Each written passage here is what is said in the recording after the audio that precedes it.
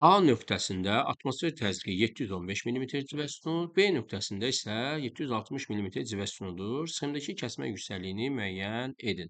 Belə ki, ilk növdə biz A ilə B arasındakı kəsmə yüksəkliyi fərqinə bir nəzər salaq və ilk növdə biz bunlar arasındakı fərqi tapaq. 760-dan biz 715-i çıxaraq alırıq ki, bunların arasında demək 45 millimetr civə sütunu fərq var.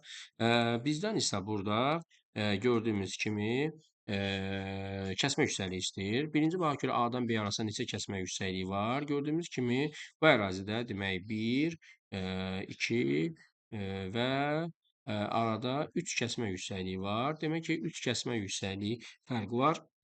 İlk növdə baxaq görə bu 45 millimetr civə sütunu neçə metr anlamına gəlir? Bildiyimiz kimi 10 metr, hər 10 metrə təzyiqimiz 1 millimetr civə sütunu dəyişmiş olur ki, və bizdə isə 45 millimetr civə sütunun dəyişməsi lazımdır. Onda x metrə isə biz 45 millimetr civə sütunu qursaq burada tənasümüzü x alacaq ki, 450 metr. Demək ki, A ilə B arasında 450 metr məsafə fərqi var.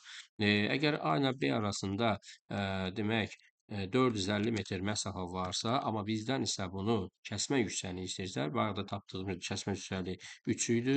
Yəni 3 dənə kəsmə yüksəkliyimiz var idi. Demək biz 450-ni 3-ə bölməklə tapırıq ki, kəsmə yüksəkliyimiz 150 metrə bərabərdir. Demək ki, burada bizim doğru bəndimiz 150 metr olacaq.